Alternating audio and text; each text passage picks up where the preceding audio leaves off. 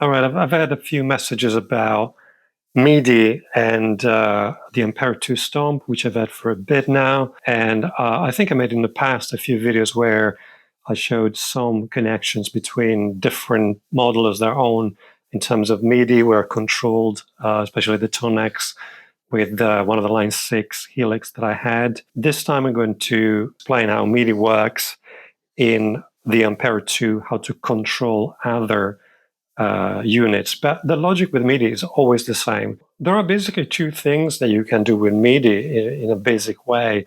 The two things that you can change, one is parameter change, and the other one is control change. And the parameter change is basically the preset. So if I send a parameter change to the Stomp XL from the Ampero 2, I'm telling the Stomp XL to go to a different preset number, basically. And the control change is I'm basically trying to change one of the parameters within that preset. And the value connected to that control change usually is from 0 to 127. So let's say I want to either raise the volume or turn one of the foot switches on and off, usually a value under a certain number, usually is about 60 something, is off, and over from 60 something to 127 is on. Each unit is usually mapped differently. So you have to see what CC number or PC number correspond to what on the particular unit. You have to get on the manual. You have to open that manual, which I know is very difficult to do. Usually at the end of the manual, there is a MIDI mapping. Again, what I'm trying to do, I'm trying to send a message from the Ampero to the Stomp XL. That's why my MIDI cable goes from the MIDI out of the Ampero and goes into the MIDI in of the Stomp XL. I could actually put another one, I don't want to confuse things, but I could put another one from the out to the in if that I wanted to send messages this way, so to speak, or the Ampero needed some message to be sent back from the unit. You notice that I haven't plugged anything in terms of audio, because MIDI has nothing to do with audio. It has to do with controlling parameters. I can connect these two units however I like. I can put the Stomp XL into the in-out send return of the Ampero, or put them in series. I can do whatever I want in terms of the audio. This is about controlling. So let's get into it. So let's say, as I said, parameter change, I change the preset number, and control change, I change one of the parameters within the preset. So let's say that I want to change preset with the first foot switch. I want to go to a different preset. And then I want to, with the second one, turn on and off the second, the overdrive in that preset. And with the third one, turn on and off the delay of that preset. Okay, or we'll decide. We'll see what we do. So first thing I need to do is go up here and click on, if I'm in that main area where all my effect blocks are, I click on that, and I need to go into that foot switch area, so to speak. And I'm going to find, I can control my 3 foot switches this way, and these are the quick access parameters with the knobs. So I'm going to hold onto that first foot switch, the block for the foot switch, and then I'm going to go into MIDI settings. I'm going to click on the bottom, and I'm going to go into the MIDI settings. So the first thing I need to do is to set the channel. So here in this area, I can do multiple things, and I can, let's do that first. So the first thing, I'm going to change the channel. I read the manual for the Stomp XL, and I know that everything, the base MIDI channel, is 1. So I'm going to put that on channel 1. If I want to control anything, I have to be on channel 1, unless I've changed that. So here, the second command that I can change is either the CC, the control change, in which case I will have a value, or I can go at the very end, scroll to the very end, and that turns into the PC, the parameter change. So in this case, this becomes the preset number. So let's say I want to go to preset. Remember that 0 is a preset number, so sometimes that is mapped too. So let's say I want to go to preset number 67.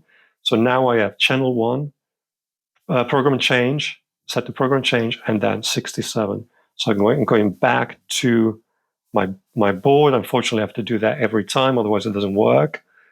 And I am now in my patch to controllers, on the screen, that controls the 3 foot switches. I'm going to click on foot switch 1, and you can see I've gone to a different patch. Okay.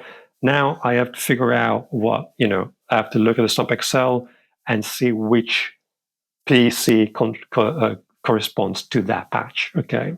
In this case, that number that I put corresponds to patch 17D.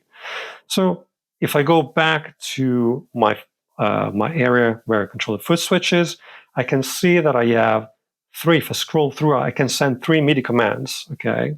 Basically, if I add the MIDI commands and I keep pushing on this button, it will cycle through these 3 MIDI commands. Okay.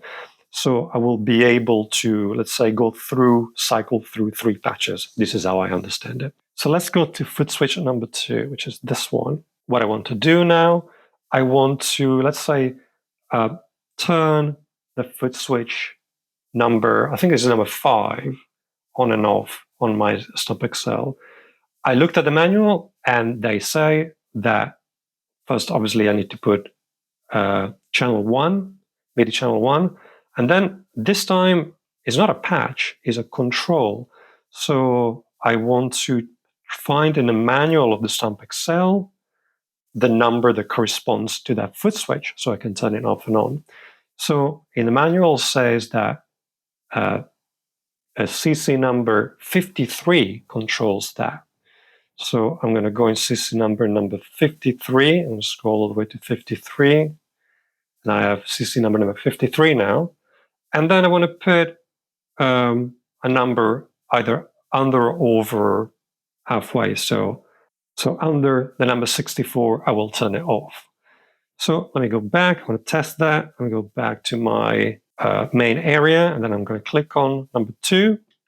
And you can see that it flip-flops and it switches on and off that foot switch. All right, let's do another foot switch. So I'm going to go now on. You can see it says MIDI and MIDI. So remember the first foot switch changes the patch, and then, or I can cycle through patches. And then the next one will switch on and off that foot switch. And then let's find another one. Let's say foot switch 3. I'm going to go into my MIDI settings again, change my channel to 1, and I want to change foot switch 6.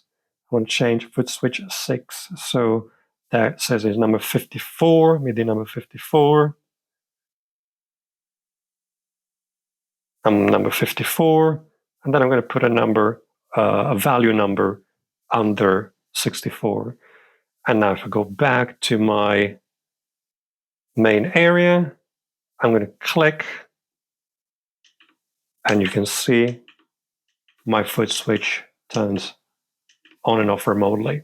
So, and that's it really. Like, the idea is to, unfortunately, have to read the manual and find the mapping of both items, of both modelers, and decide what I have to do, and then basically, decide the direction of the data, because I'm sending data, I'm not sending signal here. I'm deciding the direction of the data, and then on the modeler that is the controller, set it so it sends that data to the modeler that is the receiver. So if I had to organize this in a bit more structured way, I would have the modeler, which is the controller. I have the modeler, which is the receiver. Then I will connect the cable so the modeler that sends as the cable attached to the out, and the modeler that receives as the cable connected to the in.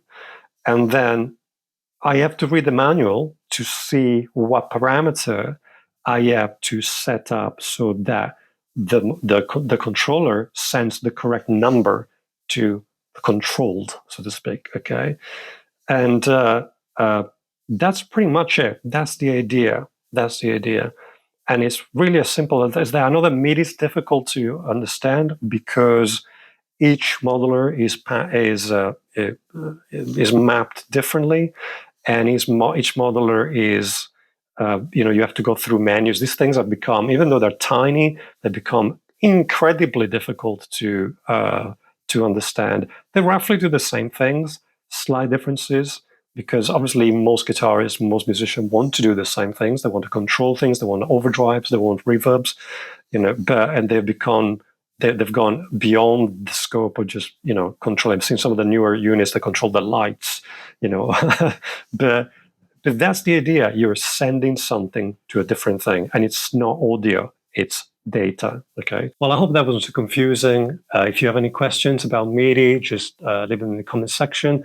I have to say that I use MIDI quite sparsely because I don't have like huge racks and stuff like that. I always tend to have modular stuff, small pedal boards that I put together depending on what I'm doing, what gigs I'm doing. But that's really the idea, and if you have any questions, leave it in the comment section. If you want me to cover, combination of models that you've seen in my video in terms of MIDI, let me know. But that's pretty much it. And again, if you've seen any value, if you found any value in this video, feel free to post on social media, send it to a friend, post it on the usual areas of the interwebs, like Reddit, Facebook, those kind of places. And that's it for today. Thank you so much. Bye-bye.